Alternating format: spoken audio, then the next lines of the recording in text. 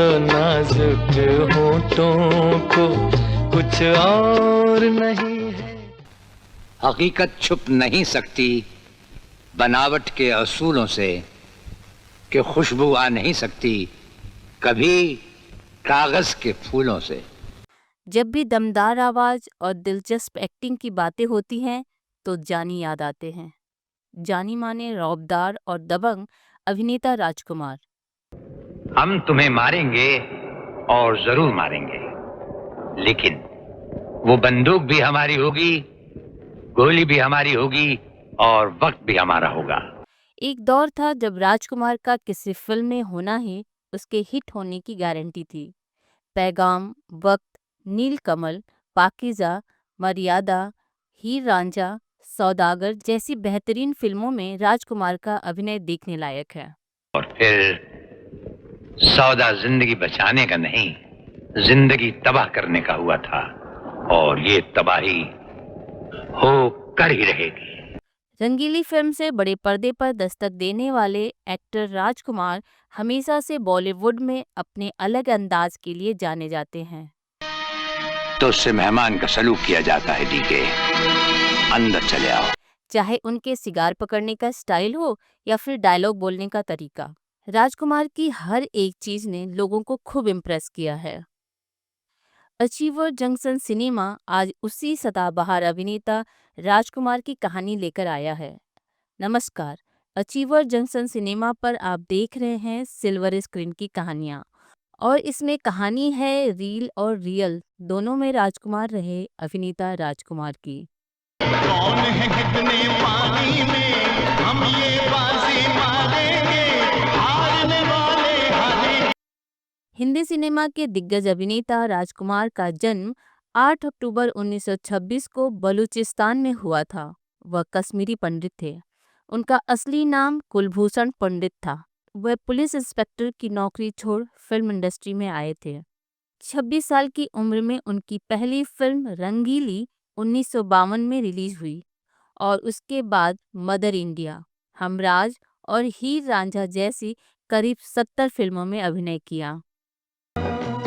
ये महफिल मेरे काम की नहीं। राजकुमार की गिनती अपने समय के सुपरस्टार में की जाती है। वे स्क्रीन पर ही नहीं, रियल लाइफ में भी बेबाकी के लिए जाने जाते थे। यही वजह है कि कई स्टार उनके साथ काम करने से मना कर देते थे।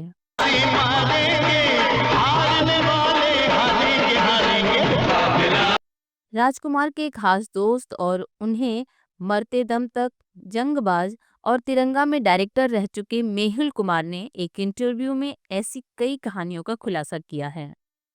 वह बताते हैं कि जब मैंने नाना पाटेकर और राज साहब के साथ तिरंगा स्टार्ट की थी, तब इंडस्ट्री के 90% लोग बोल रहे थे कि मेहुल भाई, तुमने तो ईस्ट और वेस्ट दोनों को साथ में साइन कर लिया है।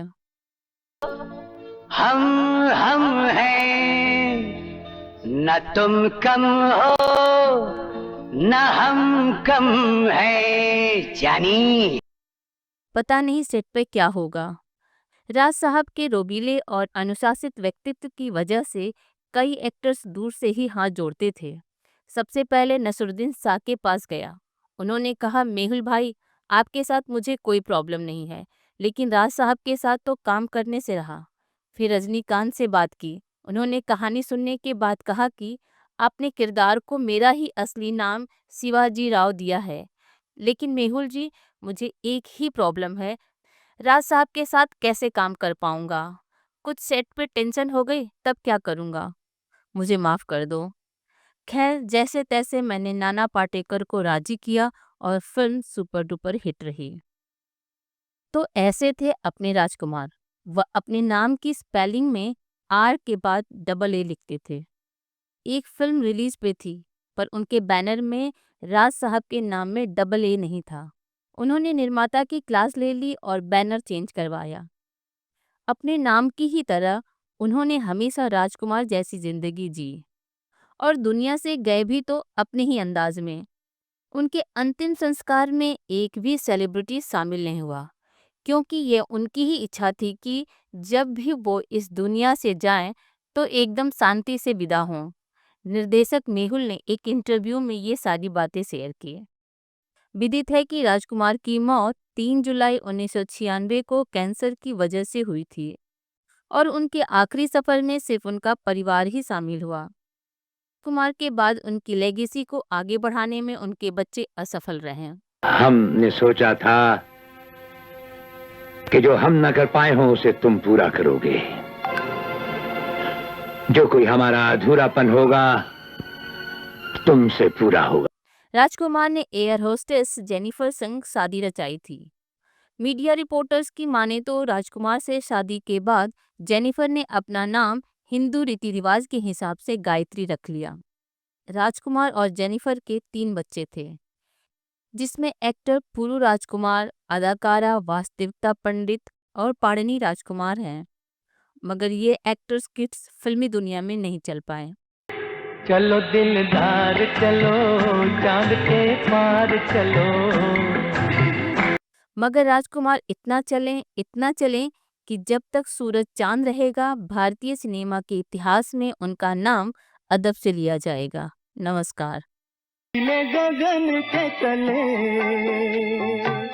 धरती का प्यार पले।